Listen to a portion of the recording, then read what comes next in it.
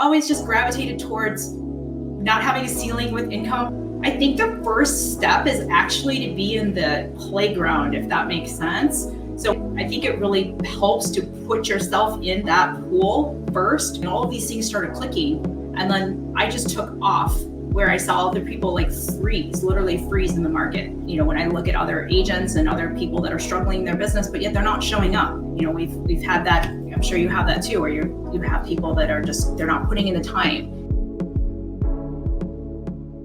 Welcome to the Prime People Podcast. I'm your host, Justin Conoco. I got a special treat for you today. I have Joy Aumann on. She is actually the founder of Luxury SoCal Realty and the co-founder of the Luxury SoCal Realty team. They're absolute ninjas when it comes to white glove customer service. They get over 20,000 impressions on Google on a monthly basis. They provide exceptional service to their clientele. So I feel like we're probably going to talk a little bit about luxury real estate. We're definitely going to talk about your market and what's happening down there. I also really want to dig into what does white glove service mean to you, because there are these acronyms in real estate that people tend to use, but they don't always deliver on it. And we are always trying to get better. So I love learning from people like Joy. But before we even get to all that, Joy, why don't you tell the people listening and watching the podcast how you got started into real estate, how you ended up in SoCal selling luxury? I'm sure they would love to hear that. Hi, Justin. Thank you for having me. I've been here in La Jolla for about 12 years now in real estate. And before that, I was actually in Minnesota for like 2009, 2010. I was a #1 lender in the state of Minnesota for the state HFA program, which was helping first-time home buyers. So back there, my average client was making maybe $10 to $12 an hour, and I was putting 2, 3, 4 people on a mortgage loan to help them get into home ownership. And then decided to move to San Diego and get into selling real estate. I was a little bit burned out because, as you could understand, like putting that many people on loans and dealing with all those little intricacies, it kind of was a burnout. So transitioned into selling homes here and have been loving it ever since. So was real estate always something you're interested in? Because you started off in loans and then you moved to actually selling properties. Like, what was little Joy like, and how did you even end up in real estate? Okay, so this is super embarrassing, but the beginning is bill collecting. And so I was like really, really good at that. So I've always just gravitated towards not having a ceiling with income, where you can you create your business, you know, whatever you put out each day is what you get retained. So like I just kept, I guess, moving up in the opportunity. The question that I have is like, where did you go to find information and inspiration? Like when you're new to the industry, it's hard to know where to get started, who to learn from. I guess, where did you first find information when it came to real estate? For real estate, I would say Jack Cotton. I don't know if any of you guys have heard of him. He's out in the East Coast. And so back then he still does Luxury Unplugged now, but he had a really good, he had just released a book, and he had really good training like on how to get into luxury real estate. And then just whatever was available on like YouTube and different books and stuff like that. And I like to also learn from other businesses, because I think that we're running a business, and I think it's important to learn how to run a business, not just selling homes. Yeah, I think it's super smart. So I typed in jackcotton.com, new book on marketing and selling of luxury homes. And I'm an eternal student, so I'll pick that up as well. I'd never heard of him before, so I appreciate the recommendation. When it comes to luxury real estate, you'll probably have your black belt now from when you were brand new. What are like some core principles that you would impart on somebody looking to sell luxury that you think they need to get very good at?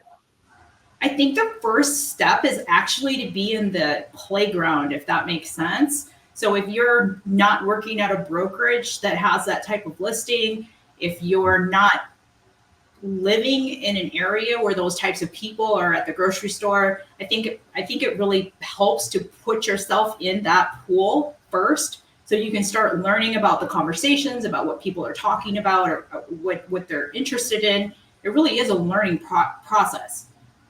And it was definitely a learning curve. Open houses, overrated or underrated when it comes to luxury real estate? I think it depends, because you have to be prepared and you have to be able to show authority, or you're just wasting your time.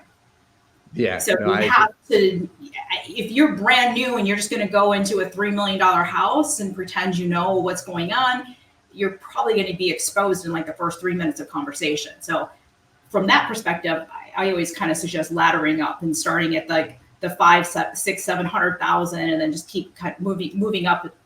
But I think it would be really hard.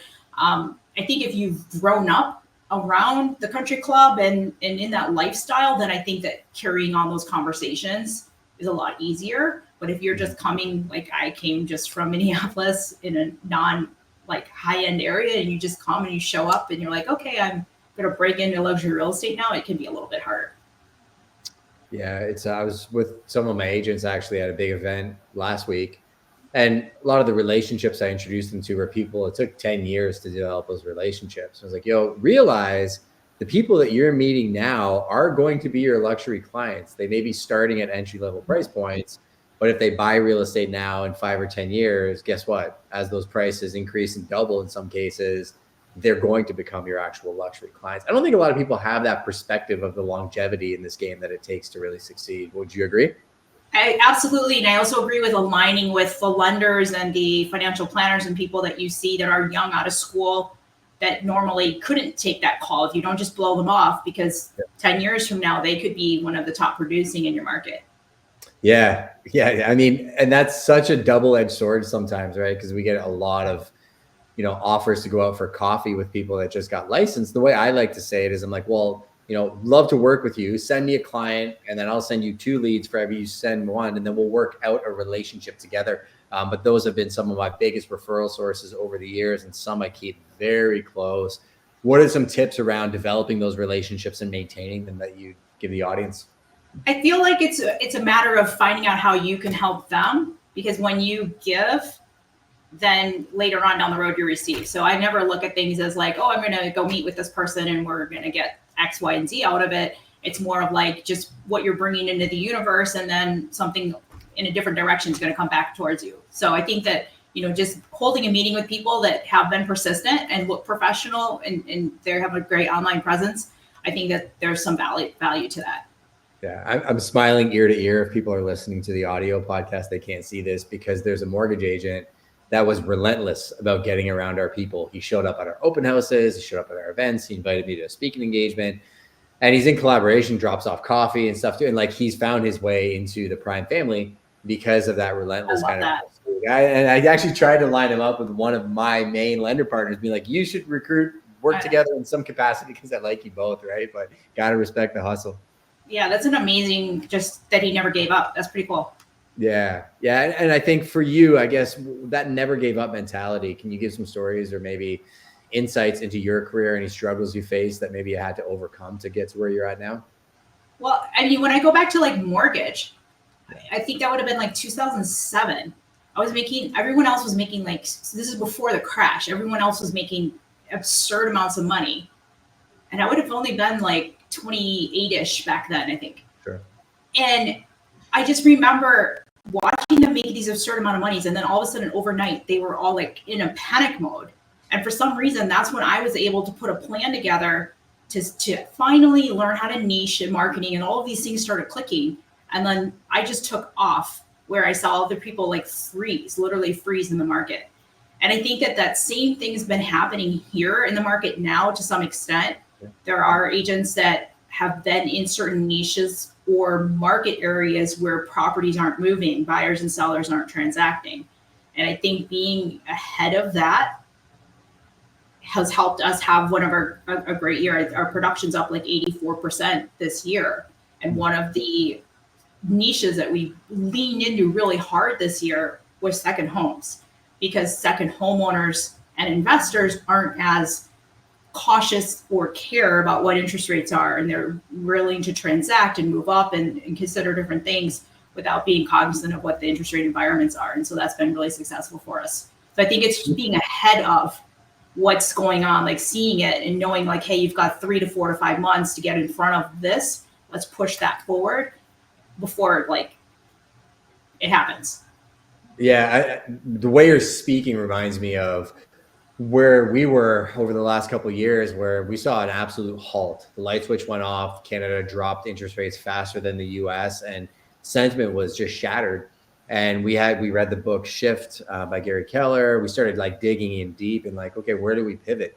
like online leads aren't working anymore. In-person events tend to do better. Open houses, getting belly to belly with people, nurturing the database, old school, picking up the phone, cold calling sessions. Like sometimes you got to get uncomfortable to get comfortable. But man, you just touched on something like the secondary homes market. Are you talking about like they have a primary residence and they're buying a cottage property or a beachfront property? Is that what you're referring to when you say secondary home properties? Well, our two niche markets are La Jolla and Pacific Beach. So for example, in Pacific Beach, the non-owner occupant rate for the condos and townhomes is actually right around 50%. So if you did every door direct mail marketing, you're only going to hit 50% of the people because the other 50% are either empty or they're renters. So it's kind of knowing that. And so a lot of these areas, people just buy it as a second home. They buy it for their kid. They moved up from it and kept it because it made a great rental. There's like a lot of reasons. And then we run into the guys that own like 10 of them. They just collected them over the years back when they were like $150,000 and now they're worth 1.5 billion, that sort of thing.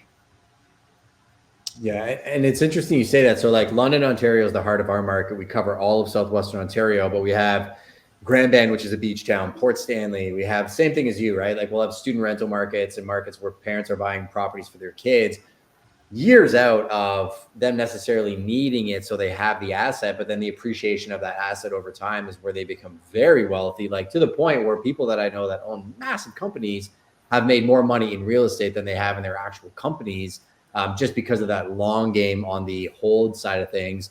What are your market dynamics right now? Like with the upcoming election, interest rate cycles, you were mentioning that, you had to pivot. What's your primary market like right now? It's a little quiet. Like our listings are quiet. We're not getting the showings that we're used to, or the calls or the inquiries or the open house traffic. Sure. We're hoping that as soon as the election's over, it's going to start to pick up a little bit. But like before, you'd list a certain units, certain condos, or that's our niche, condos and townhomes, and you would have like just a massive 5-6 showings in the first 2 days. It's definitely slowed down. We're definitely creeping up on months of inventory just because buyers are kind of sidelined right now. But we're definitely hoping. I don't feel like any of that's interest rate driven, because when the rates dropped for that 2.5-3 week blip, it didn't change. And now rates are back up a little bit again. It wasn't really that much of a change during that time frame. Well, if you want a little bit of insights from the future, what I like to say is it's sentiment driven more than it is interest rate driven here, right? It's Bobby and Susie go out for dinner with Jenny and Jimmy. Jenny and Jimmy are buying a house, so Bobby and Susie don't. And then they go back 3 months later and Jenny and Jimmy just bought a house and Susie says to Bobby, why don't we go shopping, honey? And I think once people see sold signs and they see other people out shopping, the consumer confidence comes back. That coupled with obviously affordability has a big part to do with it. But up here, I mean, our average days on market in some instances, depending on the asset, especially in the luxury market, it can be 8 months to a year in some instances, many times 4 to 6 months. Two things I want to touch on: your marketing prowess and your white glove service. So when you're dealing with clients and they're not getting the showing activity that they want, maybe it's price, maybe it's market. How are you using marketing to tackle that? And how are you communicating that with your clients? Because obviously telling them what you're doing is as important as actually doing it. So right now we're doing weekly updates. We are, also presenting market data. For example, like, okay, so here's the other units that are on the market, and here's what's gone into escrow, and here's what's pending. As far as white glove service, one example lately, we had a signed listing. Then she decided she didn't want to sell. She might want to rent, but she didn't want to list it for rent. And one of our past clients reached out and said, hey, I'm remodeling. I need somewhere to live. So we connected those two together. We made no money. And he's got a place to live for the next 6 months. And she's, able to travel and do whatever she wanted to do. And so I think that that's part of that white glove service, is that just connecting people in different situations and being that resource that he called. And yeah, we did. We had something off market, and it was a win-win for both parties. Yeah. And that's why people probably come to you, right? Is strategic oversight, the ability to connect people with opportunities and amidst doing an actual transaction, whether it's buying or selling real estate. How important has that been for you in your career to go in that direction versus just a volume broker that all they care about is how many deals they're doing, not so much the relationship? Because it does seem like you're more client-centric than you are volume-centric, if that makes sense. Yeah, and that's what's interesting, because my first career when I was in mortgage, it was volume. And I mean, I didn't even know who the people's names were, because you're doing so many deals, it's impossible. And It's almost like you build an assembly line. And so that was like the first thing that was refreshing in this business, is that you're actually building relationships with people. You have time to spend with them and get to know them. And I feel like that's one of the most valuable things about having our real estate businesses, the relationships with our clients and our vendors and that sort of thing. Do you use any systems on the back end to keep those organized? I have to, because I'll forget everything. So I was just curious. Follow boss, pretty much tags, categories. That's about as good as it gets. For past client automated, we use Celebrity Agent, which sends out a postcard about market data in their home specific to their neighborhood every single month. And then Lolo Gifts. So I don't know if anyone's ever done ninja selling, but they teach there's art and science. Obviously there's more than that when you look at the disc, but if you just broke the disc in half, you have the art people and the science people. And the science people want to know the data and the numbers and the stats, and the art people like to feel good. Yeah. So we send out the market stats about specifically what's going on in their neighborhood for the science people. And then we send out logo gifts. I think it's about $2 a door or a recipient every month, but they actually get a $10 valued gift, like a little succulent to pick up at a nursery or at one of the more premium bakeries, a croissant, that sort of thing. So we're finding that's been going over really well. And I totally recommend it because it's just like so cheap, and it's just such a nice way to stay in touch with people. And we keep having people like, oh my gosh, thank you for thinking of me. That was so sweet. That's all you want to hear, is that people are appreciative that you're thinking of them, and you get it for a fraction of the cost, because in truthful, a lot of people don't turn in the certificate, which is how it's more value for what you're paying. It's like running a gym, right? The amount of members that don't actually ever show up, or if every member showed up, you definitely wouldn't be able to work out. But it makes the right people raise their hands and gives you the opportunity to reconnect with them. It's same strategy for us with like newsletters and the outreach that we do. It's to generate the conversation, so that, like, I just did a meeting an hour ago with somebody who I've done multiple deals with in my community who opened a business for like synergies over and beyond real estate. I think you can make a lot of money selling real estate, but I think you become wealthy through the relationships that you make in this business, right? Definitely. So marketing, I want to talk marketing. So last December, when we heard the NAR stuff was all happening, a lot of people back in December were like, nothing's going to happen. It's not going to be a thing. Don't worry about it. And that's when we pulled the plug on all of our buyer-centric marketing, which was quite a significant investment every year. Yeah. And transitioned that entire spend into everything brand and sellers. And we've continued that was that premature pivot before. When did it happen? Like, I can't even, my brain's not even thinking, what is it? Like, it came down in June, July, when we found out it was like a real thing where things are changing to some extent. Yeah. And so that was like a good 6 months of headwinds of getting ahead of that, because for me, investing 5-6 figures in buyer type of leads isn't the best use of your money when there's a lot of uncertainty with how buyers are transacting right now.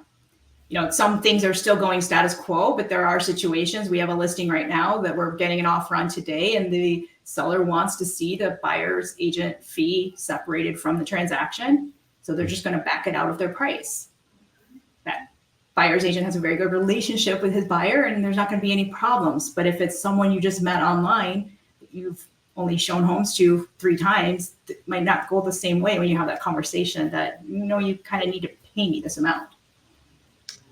Yeah, it's still the Wild West up here in Canada. We had new regulation last year called TRESA that I was excited. I thought was going to put it into place that mandatory buyer agency agreements are required. But I'd say 70% of the agents out there still are just desperate for business and don't do it and open doors without agency agreements. I do think it's coming.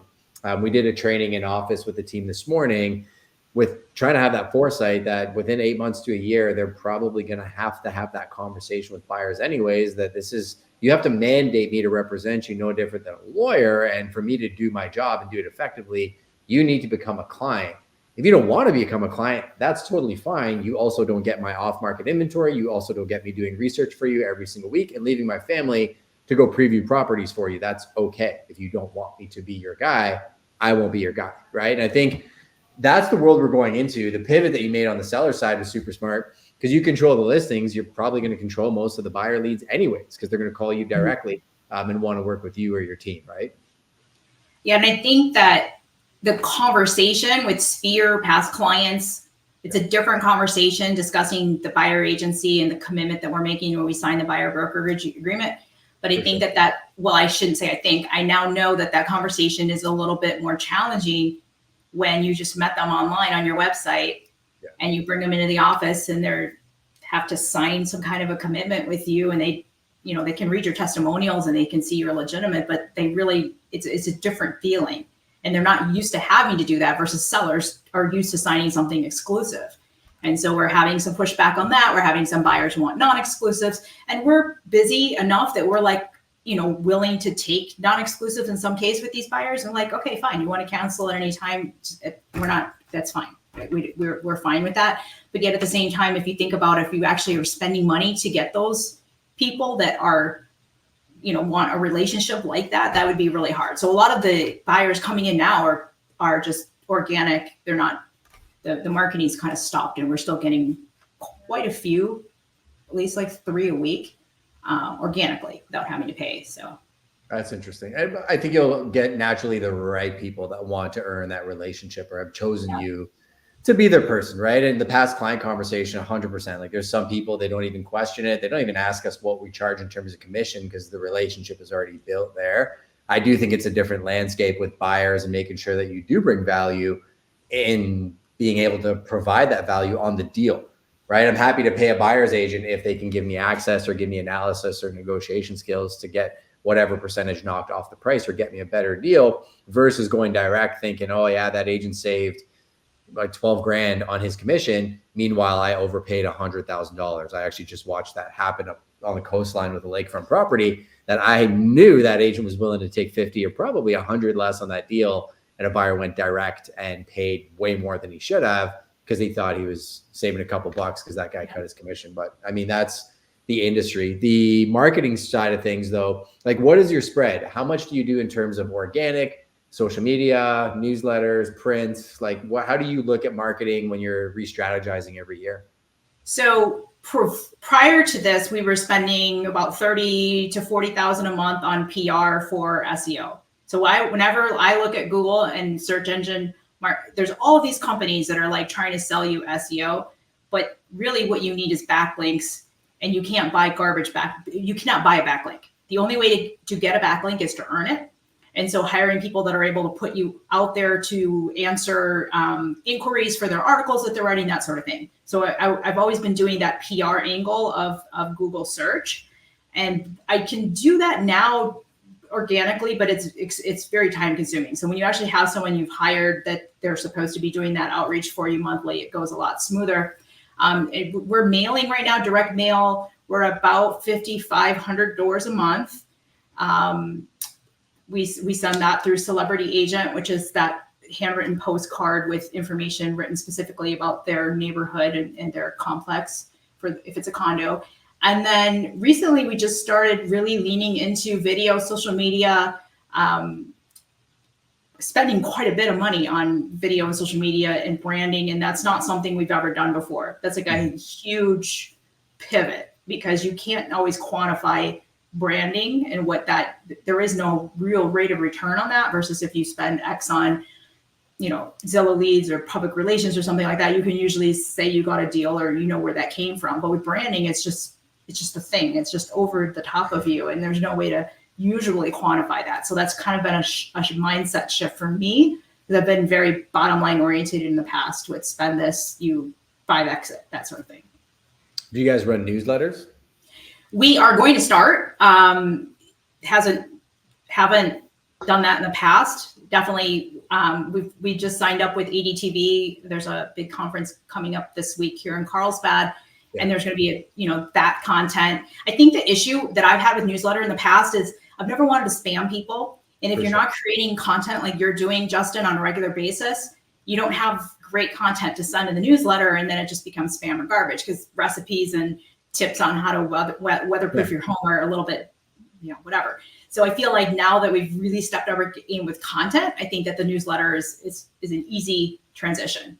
Yeah. So here's a tip I'll give you. And actually on the video marketing side and the newsletter side, I'd be happy to open up kind of the back end of what we do and show you that some other time. because that's where we get a ton of traction and a ton of growth. What I learned was, and this was through trial and error, is audit your like top clients and ask them like, what do you want to know? Right. And I had one upstairs in our boardroom and I asked him, because he reads my newsletter monthly. And I was like, what do you like about the newsletter? He's like, really more than anything, I want to know what's happening in the market. Right. Because he owns multiple properties, has a commercial business actually right back there that we put him in. And he's like, I just need to know when I need to jump or when I need to stay put. So he's like, I love everything you're doing in the newsletter in terms of like from a team perspective and like that you document that. It feels like I'm part of the story. But honestly, he's like, how's the market? And he's like, if you can tell me that concisely, and whether it's data, whether it's your opinion or your sentiment boots on the ground, he's like, that's what the biggest needle mover is for me, right? So for you, I think you have a very tactical approach to this business. I've seen it in your content online and through our interactions. I think if you can translate that to your like top tier clients, naturally the people that will find that newsletter through your video content and through your distribution of it are going to be more of those types of people and less of the people that maybe don't appreciate what you have to offer, who you probably shouldn't be working with anyways, right? Yeah, no, that's awesome. We're definitely the push for 2025 is get the newsletter in place and start making that consistent. Yeah. And then on the video content side, we got your back. So feel free to send me a message. Yeah, we're a little bit lost. We had a guy who it was going great. And then he just kind of kept creeping up his commitment on prices. And so it's like what went from a great and a good deal to went to like, you're the same price as these other guys, but you aren't as skilled as them yet, So yeah, there is a natural cycle you see in that creative world that always happens, right? I'd say, they come all excited. They want to work with you because, access to doing a lot of content, you have a budget and, you do some training and then they get good enough or get to a certain level and then they just jack the prices where it's no longer economically feasible and you can't provide the volume, right? And it's a challenge that's pretty common in this space. So. And then I feel like I'm putting on my calendar, like not my calendar, but my plan to start a podcast next year, but I'm still a little bit on the fence about that. But you've been doing this for years. You're a pro.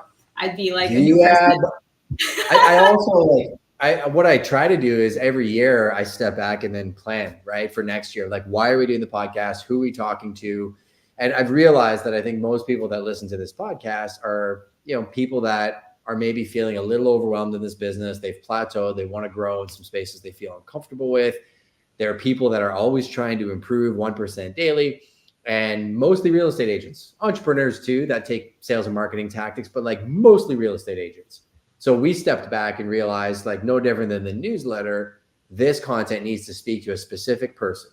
And the person on the other side of that screen is little Joy or little Justin, bright-eyed and bushy-tailed, trying to grow a real estate business that wants to learn from two people that have done it, right? So if you're going to start a podcast, I'd say, is it consumer-focused or is it agent-focused? And then map that out with your own personal goals. I think you definitely have an aptitude for it. Now, do you put that on your team, your regular YouTube channel where your listing videos and stuff go, or do you do that on a separate? No, this is Justin's channel, right? So like I have two brands. I have Prime Real Estate, most trusted name in real estate. We operate through Southwestern Ontario, any asset class. You need an agent in, how do I say it? La Jolla. La Jolla. There you go. I said it right.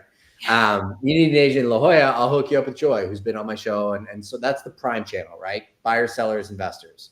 Justin's channel is very much focused on people like Joy who want to learn stuff that like we've done, or people like Joy and Justin who are brand new at real estate and want to learn. So they are two completely separate avatars of people that I'm speaking to.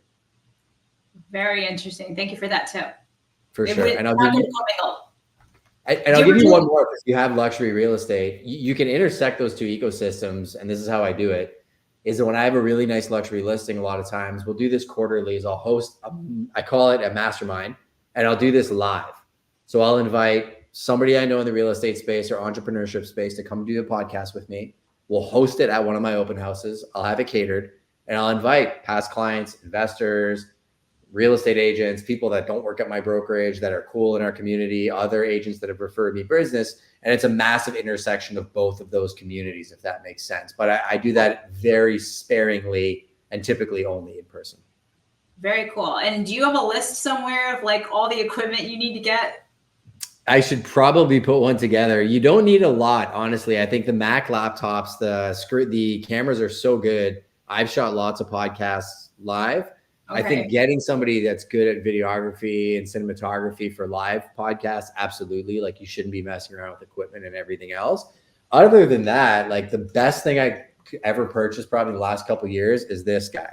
So this is the DJI Osmo 3, this crazy little device that I have that I'm showing the camera for the audio podcast listeners is literally just the case. But this thing for creating content has been the single biggest unlock for me by far. Because I switch it on and it is now recording automatically. Oh, wow. And yeah, I can take it with me everywhere. The Sirhan vlog I shot on this, everything. Wait a minute, the camera's in that thing? It's right there. So that's like not, how much is that, Justin? I'm probably 600 Canadian. So I don't know, 300 or 400 American. I was thinking like 2,000-3,000. No, it's wild. And I think what's really cool about this device is what I found challenging was I tried using my phone for everything. Yeah. But my phone rings all the time because I'm an actual agent that sells a lot of real estate. Yeah. So having this device with me, I can have it recording in the background while I'm doing other stuff. And I honestly think for all the money people spend on cinematographers, videographers, which has become a trend in real estate, if you can get good at using this and capturing time lapses, content, and so on and so forth yourself, you could actually probably get really good at posting and creating a lot of content yourself without having to spend a lot of money. Because that syncs with your phone. It's just a lot faster, right? And then did you worry about lighting with that, or you just edit it later and throw a little filter on it, or?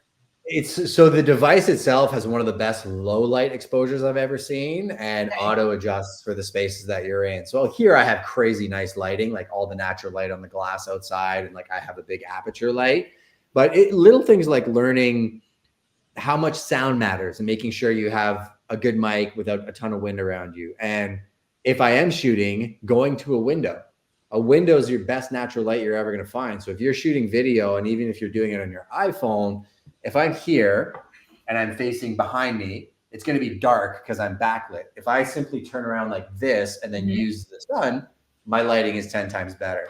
And it's just trial and error. It's just pressing record, posting stuff, seeing what works, and then just doing more of it, right? It's really. Have you been doing a lot of the talking heads?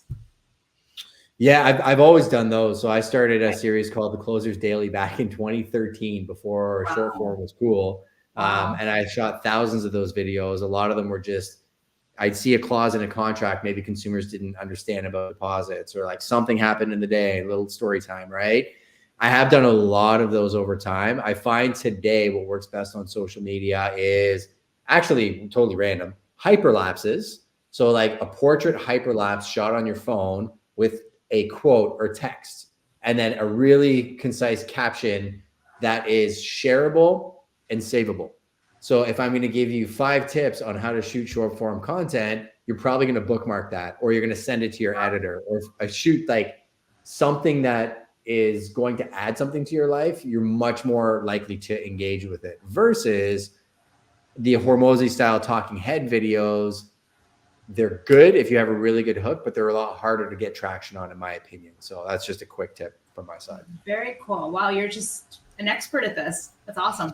But I think you have to focus on what you enjoy doing too, right? Like you're very big on white glove service. You're very, very big on loving on your clients, knowing the market. I want to get into some of the charitable stuff you do as well, and on the marketing side.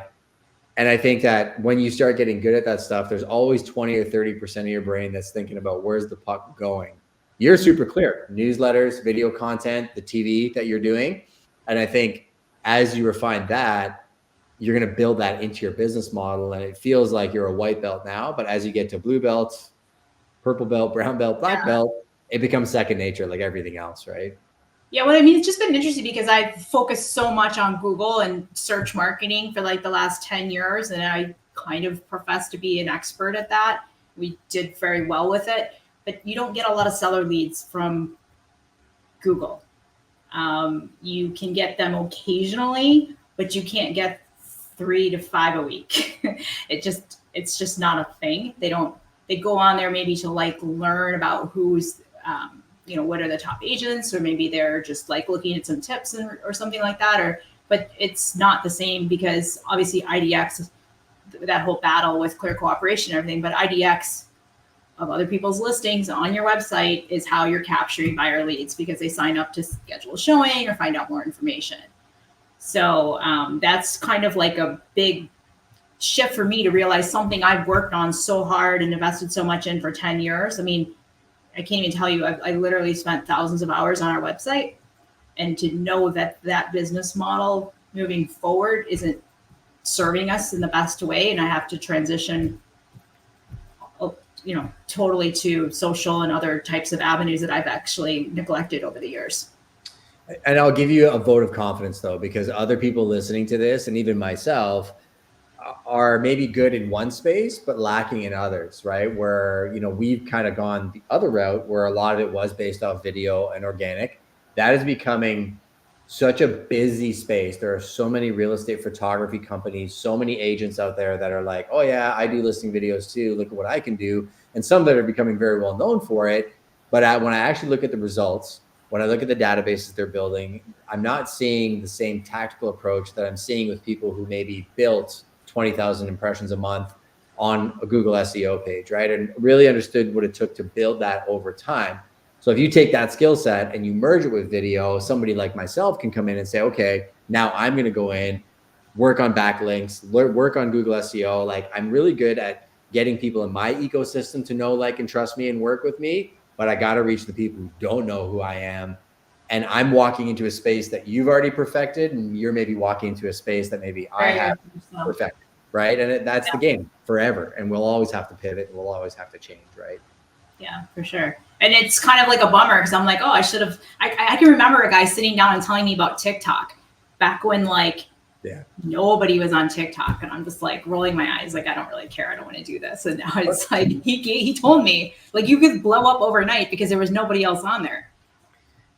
I will push back on that a little bit though, because I know people on TikTok that blew up that still barely do any business off it. Like, they perceive that they do a lot of business off it, and they talk about how amazing their business is off TikTok. And I'm sure some of them do real business off of it, but a lot of the most influential people in real estate are not influencers. And some of the biggest influencers in real estate don't sell houses, right? And I think when it comes down to it, like, how much work are you actually doing? How much time are you actually spending with clients and buyers and sellers? And like, it's slow consistency over time that wins in this game. It's not the flavor of the month, the flavor of the week that, do this and your business will blow up, because I've yet to see that actually come to fruition, right? That's a good point. I really agree with that too.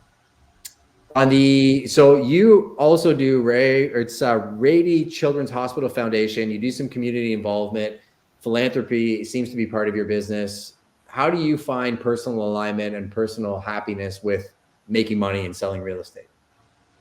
I just feel like, lately it seems that I just keep getting multiple people a month are like, hey, I need help with this, or hey, I need help with that. And so right now we've been a little bit more loose with our giving, just because so many different people, now that our network is growing, everybody's doing something, and you want to have something to help out multiple people with, instead of just giving large to like one or two entities. So I found more value in just being open and helping, multiple different people that are doing. There's a lady in our office who's doing a race for breast cancer coming up in the next 2 weeks. So just helping out, multiple different people with their events that they're doing. Okay, so there's this new guy that came to our Compass event, and the reason I'm like panicking, because I don't remember his name, but he's got these blankets for homeless people. And so you buy, they have come in a beautiful black box, and then they donate a blanket to a homeless shelter. And inside there's a QR code on how they can learn how to donate. And so when he came and told his story, I'm like, we're giving everyone blankets for Christmas. So like, I like to keep changing it up, and doing different things, like whatever just kind of comes across our eyes. Yeah, no, I love that. I'm not allowed to say yes to things. So I actually have to send that through to my leadership team, because I say yes to everybody for everything. We now plan about a year ahead of time, and they have a budget for us, because I just say yes to everything. So a couple more questions for you, and then I'm going to get you out of here. Tactical advice. What are some of the biggest mistakes you see luxury sellers making? overpricing their property and feeling like certain finishes that they found to be just something that they love, that they chose, are not what other people want. Like they're valuing some of the decisions they've made that cost a fortune in their kitchen remodel or whatever it might be, that just are not the look of what normal, like the masses, you know, the 85% of people of what they're looking for. And unfortunately, like they spent that kind of money building this out, or, you know, choosing these custom finishes, but they're just too custom. And I think that's like one of the biggest challenges with pricing, is understanding that most people, when they do remodel, they don't tend to do it, you know, they do it to what they want, and not everyone has the best eye or taste. I'm laughing because I had a client an hour and a half ago tell me on the phone, he's like, I totally understand everything I did was just for me, and that I think I have the best house on the street. Like, tell me what it's really worth. And I was like, music to my ears. Cause like, I'm that guy. I can argue why my property is the best out there, but pragmatically, the market is where the market is. And if nobody wants to buy my house at the price I'm advertising it, I guess I'm the buyer, right? At the end of the day. So agents, what do you think one of the biggest mistakes agents make when it comes to selling luxury real estate? I think that learning how to talk to their clients sometimes can be hard, especially if they're just starting out, and saying no, or saying this isn't going to work. Because I think that when you're just entering into that, you're like trying to earn the business, and you're turning yourself into a yes man in some cases. For sure. And it's really hard to get the job done, because you do have to be able to have authority and say, no, this isn't the right way, or no, this isn't going to work, just as you would talk to any of your other clients and help them with that advice. But because they're higher end, you're more intimidated to say what needs to be said. I think that that's probably the biggest mistake. It's a great piece of advice. Somebody told me once, imagine you got on an airplane and then the pilot came out to see you in first class and was like, listen, there's a storm coming. Like, do you think we should fly through it or fly around it? Like, you pay the pilot to fly the airplane and give you advice. Or obviously they set the path and everything. They have an expertise for a reason.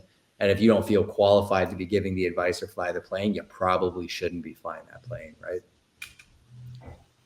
Yeah, for sure. Last question for you, and then I'll let you go. How has failure shaped your life? I came from like a really bad background as a child. And so like having, feeling that for like the first like 17, 16 years of my life is what's made me successful now.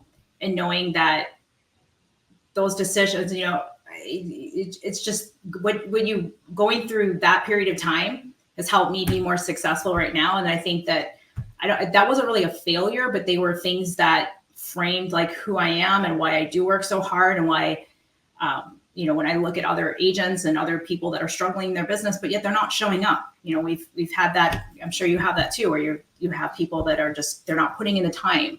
And so all of those things have come easy for me. That is what's strange. Putting in the time and showing up and doing the stuff that needs to get done. That's never been the problem for me. The problem is like, well, like I'm here, but like, what am I supposed to, like, how do I put all the pieces together to be like Justin on a podcast, that kind of thing. So I just think that that's really framed to kind of like where I am today, if that makes sense, to just going through those like really, really hard times. Yeah, I think everybody I've asked that question to has a very similar answer. Everybody that I respect that's in some position of authority, or has earned a level of respect or loyalty from the people around them, usually went through something very similar, and they have a wall where like, no, I'm not going back to that because I know what that's like, right? And what you said is absolutely correct. I think so many people want the view, but nobody wants to climb the mountain. And it's not that we're necessarily smarter, but we're probably more consistent on some very basic key things. And even if it's just showing up at the office, putting your head down, going in your CRM, calling clients back, hosting open houses, social media marketing, all that stuff too, that's important. It's for sure important, but it's meaningless if you don't do the basics, if you don't learn the market and prospect. And I think too many agents are chasing the celebritization of this industry and not actually being good at their jobs, understanding contracts, understanding negotiating strategy, the market, and what it actually means to be an agent, right? The unfun stuff. And it's funny though, because the boring stuff is what all the successful agents do to be successful, right? And I think that's where there's a big disparity between what people are chasing as success in this industry and what it actually takes to be successful. So I appreciate you coming on, Joy. I think you dropped a lot of nuggets. I'd encourage everybody to go connect with her. Keep an eye out for her show that's going to be dropping online and her podcast and all the other fun stuff. Joy, feel free to send an email. Justin, you're awesome. No, I appreciate you. And like I said, you commented about, getting better at podcasting and doing the things that I do. I learn from other people. So like you made time to come on the show. We'll pour into you as well too. And I can't wait to see what you come up with. Thank you so much. You guys are awesome. Appreciate it. See you next time.